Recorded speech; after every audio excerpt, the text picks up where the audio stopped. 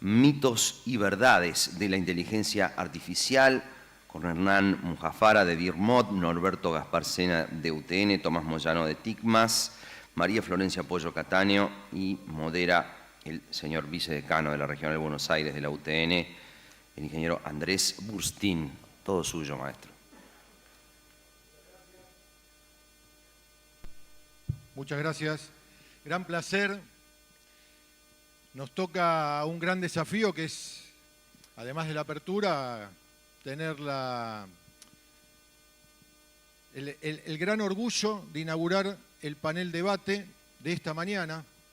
En particular quiero felicitar a los organizadores, al gran equipo Gabinete de Rectorado y en particular al ingeniero Federico Olivaneiros, que desde la creación de la idea y hoy conceptualizar y tener esta presencia de destacados y prestigiosos asistentes, funcionarios y autoridades de la universidad y de la provincia, empresarios y, como también hizo referencia, docentes y alumnos, que eso es lo que nos moviliza.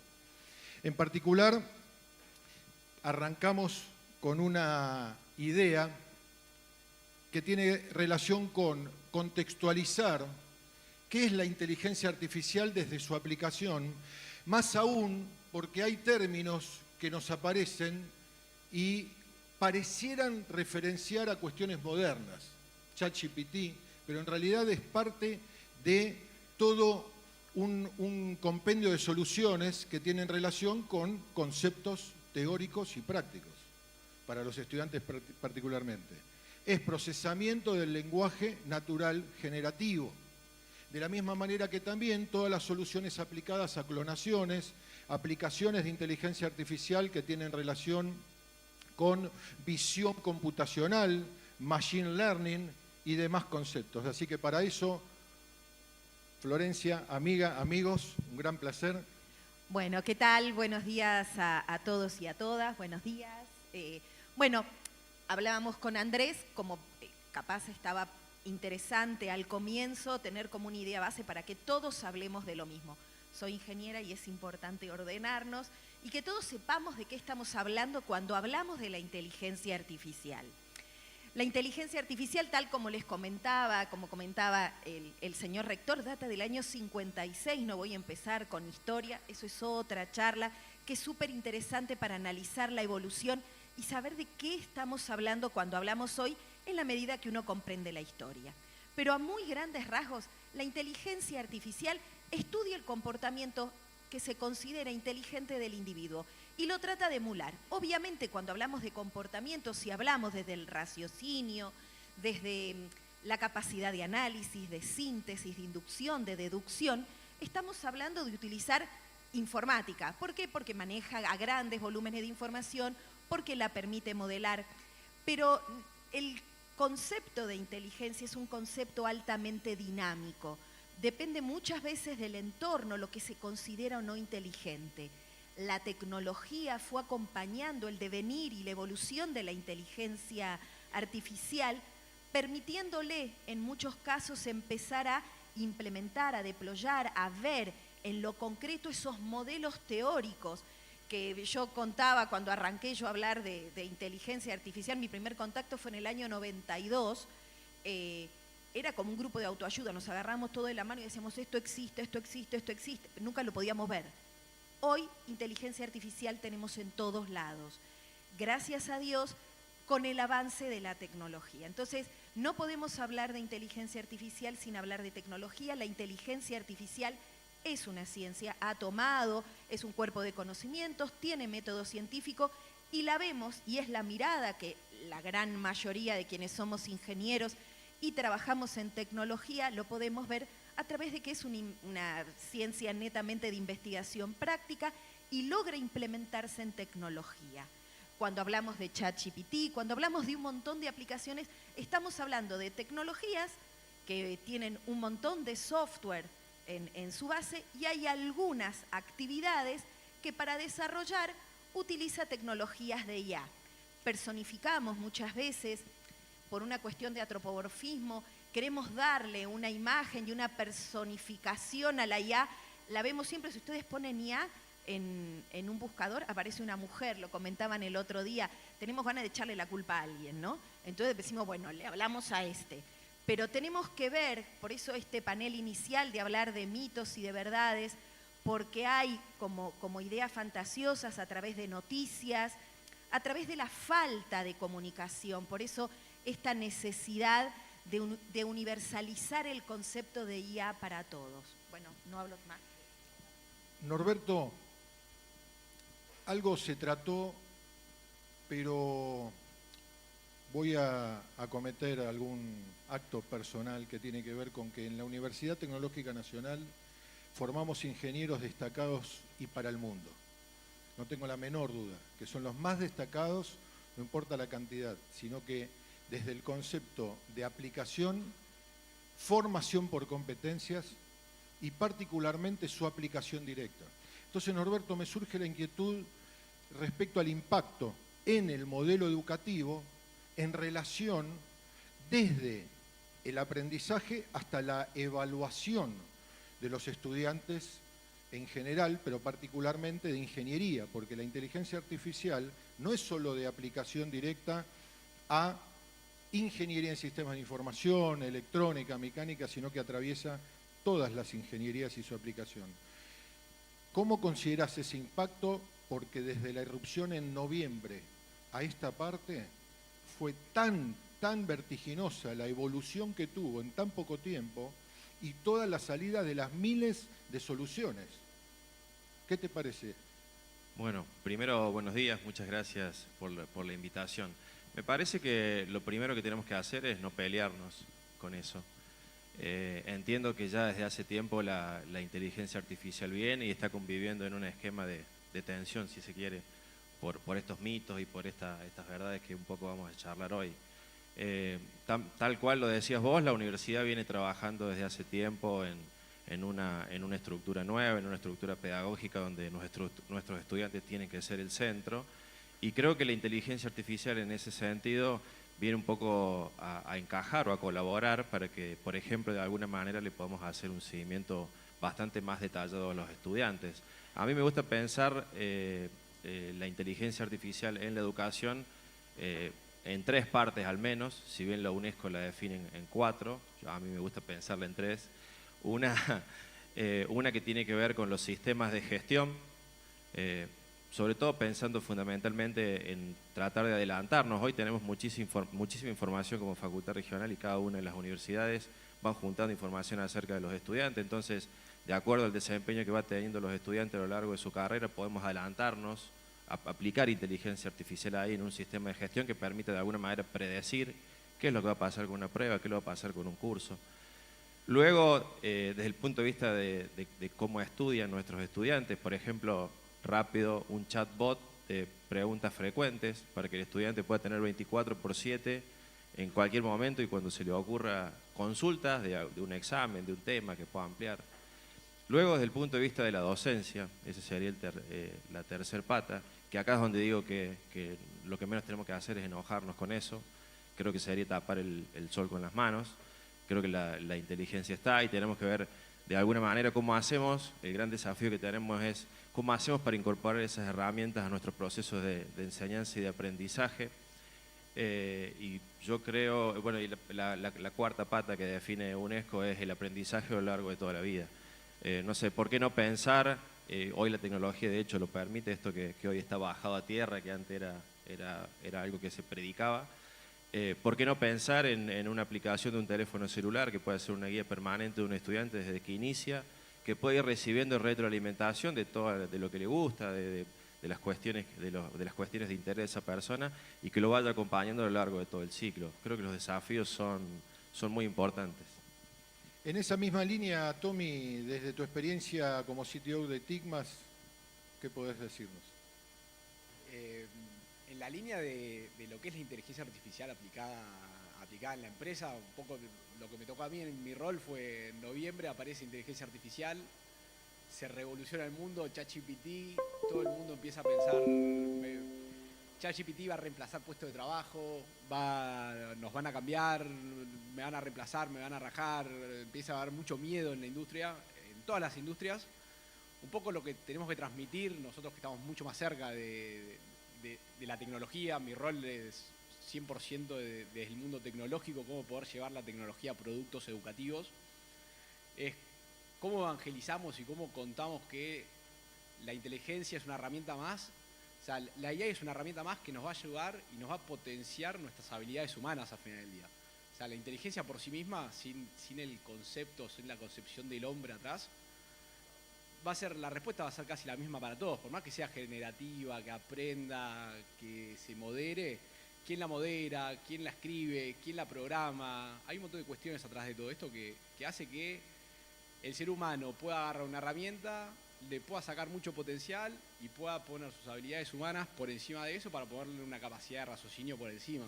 Es lo mismo cuando, si a alguien le gustan las herramientas, tiene que sacar una tuerca. Tenés 1000 herramientas para sacar una tuerca, pero si te compras una buena llave para la tuerca que necesitas, es mejor. Este tipo de herramientas termina siendo lo mismo. Así que es como sacamos mucho provecho de las herramientas de la AI para aprovechar y tener las capacidades humanas y las capacidades de raciocinio y cómo nos exponenciamos nosotros como seres humanos.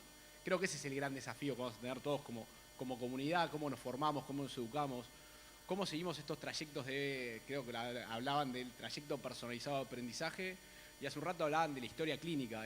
¿Cómo llevamos la historia clínica que es 100% personalizada al aprendizaje y tenemos el aprendizaje a lo largo de la vida con todos los datos y todos los data points que el estudiante va dejando su huella a lo largo de todo el camino? Entonces, creo que la tecnología llegó a un punto de madurez donde nos permite y nos da un montón de capacidades para evolucionar arriba de eso. Hernán, desde tu experiencia, siempre vinculado con educación, pero desde tu experiencia desde la empresa, ex Microsoft, Intel y hoy desde DIRMOD, ¿cómo nos podés ilustrar hacia dónde va la tecnología acompañando los desarrollos de soluciones de empresa? Gracias, Andy. Me quedé con algo que decía Tommy, que estaba pensando mientras veía varios videos antes de venir para acá en estos días. La conexión con los sentimientos que tiene que tener la IA. Es imposible pensar una IA sin las personas, como decía Tommy. Voy a dar un caso. Por ejemplo, para detección de cáncer a través de imágenes, un médico tiene una efectividad más o menos de un 90%, hay unos estudios que dicen eso. La IA por sí sola tiene una efectividad del 92, 93. Pero si se junta el humano con el IA, tiene un 99%. ¿No? Miren cuánto podemos potenciarnos nosotros como humanos para poder usar el IA. Y creo que ahí es donde va a destrabar un montón de cosas cuando adoptemos la inteligencia artificial para llegar a esos desafíos que queremos llegar, que tal vez porque no nos dan toda la información que tenemos hoy para poder lograr eso. Tengo tantos casos que me encantaría poder contar, pero voy a llevar uno. Tengo un íntimo amigo que es dueño de una empresa muy importante, un retailer en Argentina que tiene, no sé, cientos de locales en toda la Argentina. Me dice, che, necesito armar un sistema de scoring porque doy 300.000 créditos anuales donde juego mucha plata, ¿no? Digamos, estoy financiando un montón y tengo que conectarlo con el Veraz, tengo que conectarlo con todo. Me dice, pero hay algo que no puedo cambiar. El gerente de la sucursal de cada pueblo donde está mi local conoce al ciudadano, un ciudadano que tal vez es informal, un ciudadano que no está con sistemas, que no tiene un teléfono, y esa habilidad la tiene una persona. Entonces lo que buscamos es cómo hacer lagunas de datos con todo lo que podemos conectar alrededor de todos los sistemas del retail, del punto de venta, del Veraz, de los sistemas online, de todo eso, pero que pueda tomar una decisión aquel gerente que está cerca de ese ciudadano, que lo conoce humanamente y sensiblemente. Esto nos da la idea también de la relación con la ética de la mano también de la moral, y soluciones de inteligencia artificial que se tienen, que sí o sí, además que también que tienen que tener relación directa, y además que también se relaciona con el sesgo algorítmico, esta pregunta de quién los programa y con qué objetivo. Si está programado por una compañía que está orientada hacia un determinado sector, podemos presuponer, prejuzgar que va a tener algún tipo de tendencia. Entonces, en ese aspecto, ¿qué nos pueden contar? La premisa era divertirnos también, un poco de conversar, de dialogar y de que sea disparador para determinadas reflexiones. Hay veces que hay sesgo en los datos. que no es que los datos quieran tener una tendencia por alguna, o sea, no tienen intencionalidad, son datos, nada más. 30, 20, sí, no, mucho, poco, blanco, verde o azul. Cuando se toman, dentro de la IA hay varios subcampos, un campo es Machine Learning, conocido como el aprendizaje automático, y son sistemas que aprenden de los datos y no están programados para resolver un problema en particular. Aprenden a través de resolver casos. Esos casos vienen en datos, y vienen en datos históricos, datos que ya pasaron. Y muchas veces hay ahí un espacio muy lindo que quienes trabajamos en IA le dedicamos mucho tiempo, es en el entendimiento y lo que decimos muchas veces, un aprovechamiento inteligente de los datos, que tiene que ver con entender estos datos, entender cómo impactan en el problema y que muchas veces estos datos tienen tendencias previas. Yo trabajo también en el ámbito privado y he tenido varias empresas trabajando previos a la pandemia. En la pandemia, modelos de negocio cambiaron. Entonces, esos modelos que se ajustaban y que seguían teniendo una excelente performance, pero para un escenario que ya no era real. Y es ahí donde muchas veces la inteligencia artificial, todavía en entornos dinámicos, se debe mucho trabajo por hacer. Cómo mantener estos modelos vigentes, cómo generar esta capa por arriba que vincule los datos, el algoritmo, el modelo, con el problema que sigue sustentándose. Respecto de ética, de qué está bien y qué está mal, si se toman estadísticas de hace varios años, informes, pueden entrar la Universidad de Stanford, hay un montón de informes vinculados con IA, la apariencia de escritos, el surgimiento de escritos vinculados a ética, moral y normativas de IA es un tema de agenda en el mundo. Entonces sí hay un compromiso en todas partes del mundo, Argentina también ya va dando sus primeros pasos en normar, en ver cómo reglamentar estos usos, que obviamente a cambios tan vertiginosos las leyes van con otra velocidad y esto cuesta llevar, pero no sembrar el miedo, no entender fantasmas, sino verdaderamente instruirse para poder entender y debatir. Yo creo que ahí está lo enriquecedor. Ahí sumo, se está hablando mucho de la regulación de la IA, ¿no? Creo que es algo que los gobiernos o a nivel internacional se va a venir, porque como todos sabemos la IA puede ser como cualquier tecnología que se desarrolló para el bien o para algún mal, ¿no? Digamos, la energía nuclear fue muy buena, pero también fue muy mala, y así, digamos, todo esto se tiene que trabajar y medir. Quería contar un ejemplo que me encanta, no sé si vieron, hay un video que está pasando por ahí, en donde un señor con un carrito con 200 celulares pasa por una cuadra, va, viene. ¿Qué hizo? Generó un tráfico que derivó todo el tráfico de una ciudad que no podía pasar por esa calle porque había un señor con el Google Maps o con alguna herramienta de esas circulando con 200 celulares. No había nadie en esas calles. Estaba el señor con su carrito, ¿no? Y todos los que seguían esos mapas interactivos tuvieron que cambiar sus rutas porque pensaban que estaba saturado, ¿no? Se puede usar todo para diferentes objetivos. Creo que las entidades de regulación en algún punto van a empezar a trabajar en eso. Sí, yo para agregar también, Andy, a esta pregunta que hacías vos respecto a la ética, que no solamente tiene que ver con el sesgo de los algoritmos, sino que tiene que ver con que estamos diciendo que estamos trabajando con muchísima información, que esa información la genera alguien, la puede generar un individuo, la puede generar una máquina. Entonces también empezar a discutir y poner en foco en quién asegura esos datos que se generan, porque en el ejemplo que les daba recién de el aprendizaje para toda la vida, donde yo ya desde chiquito puedo ir generando esa información, bueno, debería haber, desde el punto de vista de la seguridad informática y desde el punto de vista de las regulaciones internacionales, bueno, ¿quién es el responsable de esos datos? ¿De qué manera se pueden usar esos datos? Y bueno, y obviamente todo el resguardo que existe detrás de eso. Sí, justo iba a relacionarlo en términos de datos. ¿Cómo es el manejo de la ciberseguridad? Con este mundo nuevo. Es un mundo nuevo. Estamos viviendo un momento de revolución, principalmente de los datos. Pero ¿cómo es que se manejan, y en términos de regulación de los datos, en grandes ciudades el detectar a un individuo y sus gestos, toda la información que sin querer, a veces, sin querer o no tomando conciencia, nosotros estamos entregando desde las compras, desde donde nos movemos, desde una búsqueda sencilla en un Google Maps, desde dónde y hasta dónde voy, pero no es desde dónde hasta dónde, es desde dónde hasta dónde regularmente me muevo o estoy o compro el home banking y todos los delitos que eso se relaciona. ¿Qué tienen para contarnos en materia de ciberseguridad y la relación directa con las soluciones de inteligencia artificial? Antes de pasarlo a él, yo tengo miedo. Cada vez que hablo del celular con alguien de algo y me aparece la publicidad, me aparece un montón de cosas, ¿no? Le tengo miedo, pero bueno, para eso estamos acá y creo que hay mucha gente que sabe cómo regular y cómo frenar eso para que nos cuide, ¿no? Acá, Andy, creo que la parte de la regulación, cómo le ponemos un marco de gobierno a la tecnología, siempre va a ir más lento. La tecnología va a una velocidad de 20x y lo que podemos hacer a nivel de marco regulatorio, siempre vamos a sentir que llegamos tarde.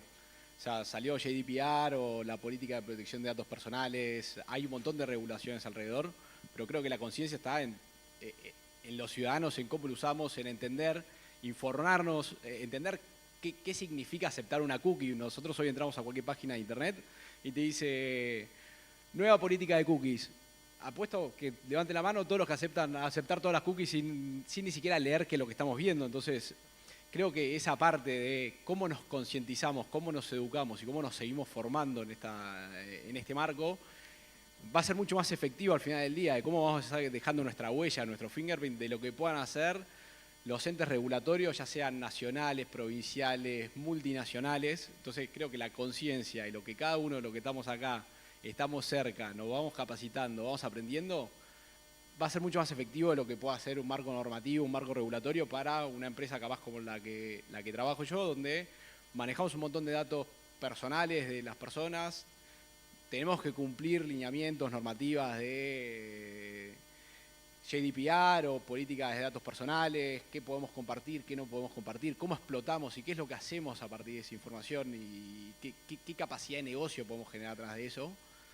Pero al final del día la conciencia está en cada una de las personas que usan estas herramientas de tecnología. O sea, hoy todo el mundo se pone a aceptar y compartir datos, comparten todos sus datos en Google Maps te manda el recorrido y te dice, mañana a las 4 de la tarde tenés que estar en tal lugar y vas a tardar 25 minutos porque te estimo cuál es el tráfico. Entonces, a partir de ahí es donde viene el marco regulatorio. O sea, todo lo que queramos hacer va a venir lento. Bueno, no era para tanto. Sí. Ahí hay un juego súper interesante que a veces nos pasa, quienes queremos entrenar modelos, cuanta más información tenemos, mejores predicciones uno puede pensar y más puede personalizar cosas. Y el tema es la sensibilidad de los datos. Para sistemas de diagnóstico médico, cuando yo quiero trabajar a lo mejor entrenando algún modelo y empiezo a preguntar información o quiero personalizar aprendizaje, ¿hasta dónde? Porque hay como un límite y ahí tiene que ver hasta dónde me siento invadida, me siento yo como persona en cuánta información estás pidiendo mía para sacar qué provecho. Entonces, ahí hay indicadores que la inteligencia artificial y quienes investigamos en IA también, qué beneficio desde, no solo desde la rentabilidad, cuando me pongo el sombrero del ámbito privado, te digo, bueno, esto a tu negocio te va a mejorar en tanto, pero a mí, en cuanto voy a trabajar, lo primero que me hacen es firmar un certificado de confidencialidad, pero después cuando me quito el gorro y me pongo el gorro de investigadora, digo, ¿de dónde saco datos para poder mejorar modelos y hacer avanzar la ciencia y poder dar a conocer? El ámbito privado no me los da, cuando voy al ámbito público son datos sensibles, entonces ahí como un tira y afloje, un equilibrio mágico que vamos trabajando quienes desarrollamos e investigamos en inteligencia artificial. Cuanto más personalizado, uno podría pensar que es un poquito más intrusivo la cantidad de datos y siempre analizar la sensibilidad de los mismos, pensando que estos datos interpretados de otra manera podrían entenderse con sesgos y prejuicios y tendencias. Creo que tenemos que también despertarnos, nosotros que la gran mayoría estamos en formación y también en desarrollo profesional, despertarnos. Hace una semana publicó la Organización Mundial del Trabajo un video muy interesante, si lo buscan, que hace foco en 2 o 3 aspectos, pero el principal es el traslado de los puestos laborales. Los trabajos repetitivos, que pueden ser fácilmente reemplazados por soluciones de inteligencia artificial. Doy un ejemplo concreto de esto, y no se asusten los que están estudiando materias o que están estudiando cursos o carreras relacionadas con programación. Pero los codificadores, que no son ni los programadores ni los desarrolladores, los codificadores hoy son fácilmente reemplazados por una solución de inteligencia artificial. Entonces, en esa vorágine de traslado podría despertar algún temor. Creo que en realidad despierta oportunidades, pero para eso tenemos que estar atentos a que existen hoy soluciones. Se hablaba en la época de la Revolución Industrial también, el reemplazo del trabajo artesanal por el trabajo industrial. Hoy creo que estamos viviendo una revolución que tiene relación con esto. ¿Qué opinan respecto a los traslados de los puestos laborales y la modificación del trabajo repetitivo como lo concebimos hoy y se da en muchos ámbitos? Yo la verdad que abrazo la AI y abrazo la tecnología desde chico, ¿no? Toda mi vida estoy apasionado por la tecnología y quiero que avance cada vez más rápido, por lo cual estoy sesgado un poco. Pero viendo mucha información sobre el tema, los trabajos se van a reemplazar en algún punto, pero van a surgir trabajos que el de AI no va a poder hacer, ¿no? Y cuando yo hablo de la sensibilidad, de los sentimientos, seguramente un médico va a poder ser reemplazado en algunas acciones que hace. Pero la sensibilidad que tiene el médico de ver a una persona, de escuchar, de acompañar, no lo va a poder cambiar la inteligencia artificial. Y ahí es donde ese médico se va a poder potenciar para resolver más rápido esa enfermedad, ese problema, o subsanar, digamos, lo que tenga que subsanar de ese paciente. Creo que lo mismo va a pasar con el transporte, con todo, donde el ser humano genera un valor a esa inteligencia artificial que es irreemplazable y lo que tenemos que hacer es prepararnos para poder acompañar y abrazar esa AI. Sí, yo, para agregar un poco la palabra que desaparece, o creo que la palabra es transformar. O sea, creo que la humanidad nos venimos transformando y venimos evolucionando hace miles de años. Entonces, los puestos de trabajo se van a transformar las responsabilidades y las habilidades que tenemos cada uno para cubrir esa posición. O sea, si yo tengo que hacer algo que todos los días es apretar la misma tecla, si puedo tener algo mecánico o la AI que apriete la tecla por mí y yo transformar y poner y agregarle un valor arriba del apretado de esa tecla, que la palabra es transformación, es cómo evolucionamos nosotros como seres humanos y ponemos foco en lo que agrega valor, ya sea la empresa en la que trabajo o cómo gano tiempo para tener más balance en mi vida personal y poder tener más tiempo en mi caso para poder jugar con mis hijos. Entonces creo que la palabra para mí no es reemplazar, ni que desaparece, ni que cambia, sino que se termina transformando y terminamos evolucionando como venimos haciendo hace miles de años. Vamos acercándonos al cierre. Espero que haya sido divertido, esclarecedor. Mitos y verdades en 1 minuto. Desafíos, oportunidades. No, a ver, nosotros desde DIRMO estamos trabajando fuerte en AI, pero no diría que somos una empresa que hace inteligencia artificial, que cambia o que hace algo, sino en principio es acompañar a los clientes porque muchos lo que les está pasando es no tienen la información. Entonces estamos trabajando en principio en generar los data lakes, las lagunas de datos para poder empezar a trabajar sobre eso y empezar a subir machine learning o deep learning y todo eso. Creo que hoy las compañías están queriendo adoptar, todavía no están cerca, digamos, y el principio de todo esto es empezar a construir esos datos. Y sí, el trabajo va a transformarse y va a haber trabajo para todos y vamos a hacer mejores cosas, ¿no? Sí, esto, yo creo que hay una evolución, no hay un rechazo, no hay una expulsión. Obviamente que me voy a sentir expulsada si yo sigo fija en una postura, pero esto tiene que ver con no querer acompañar, no querer a veces no poder o que no se den las condiciones para no poder acompañar el cambio. Desde las empresas lo que pasa muchísimas veces es que no saben qué es la IA, en realidad te dicen, quiero usar IA. Como si yo dijera, quiero un auto, quiero una Ferrari, y capaz para andar en la capital y estacionarlo, no señora, se la regalo, pero se la roban a los 2 minutos, no la use. Entonces, verdaderamente, ¿para qué la necesito? Verdaderamente, ¿y qué utilidad me va a dar? Creo que ahí quienes trabajamos y tratamos de implementar, pensar en la IA desde el punto de vista privado, qué beneficio le va a dar a tu negocio, qué valor agregado, qué ventaja competitiva qué diferenciador va a aportar, con qué va a contribuir, y después en mi rol de trabajadora de la ciencia y todo, en acompañar, en tratar de hacer esta ciencia lo más universal posible, que todos entendamos, que todos sepamos. Yo creo que la información, que estudiar es la salida y que saber de qué trata nos baja las ansiedades. Sí, también un poco en línea con esto último que mencionaba Flor. Entiendo que desde el rol de las universidades es fundamental dar a conocer esto, que se empiece a discutir, que se empiece a hablar, como para que la gente le empiece a perder miedo. Por ahí yo vengo de la tecnología también y creo que estamos más acostumbrados nosotros a los cambios.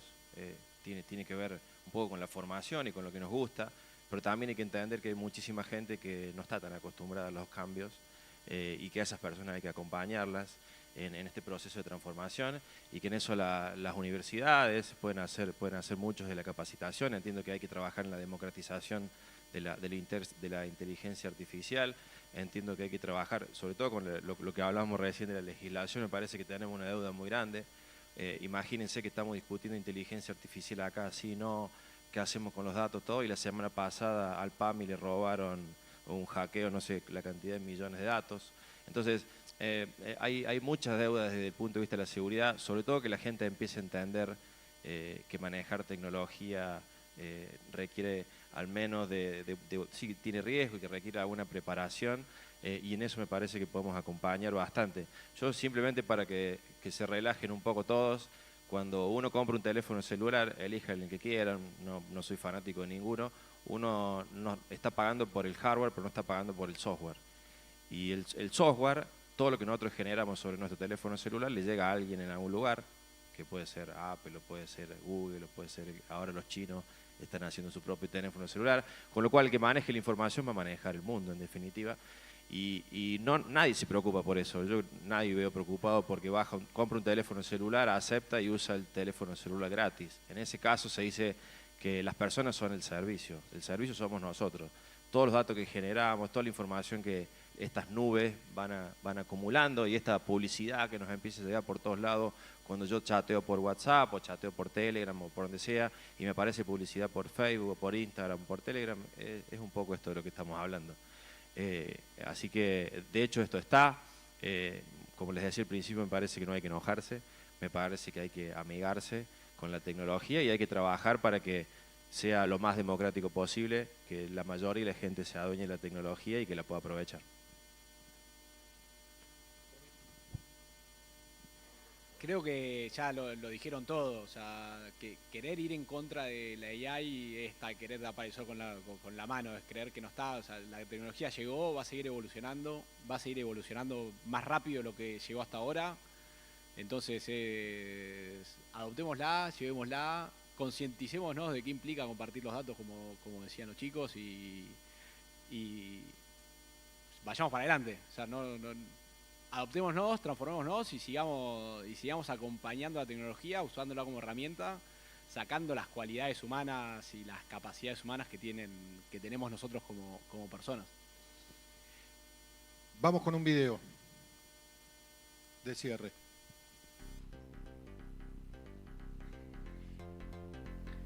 Tras un profundo y esclarecedor intercambio de ideas, hemos transitado por las complejidades que rodean a la inteligencia artificial, separando con destreza los mitos arraigados de las verdades fundamentales.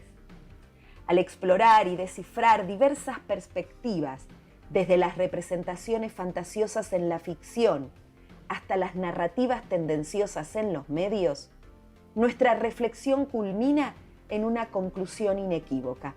Los riesgos asociados a la adopción de IA son innegables, inherentes a cualquier cambio de magnitud, subrayando así la imperante necesidad de atender a la moral, la responsabilidad y la sustentabilidad en este vertiginoso proceso de transformación.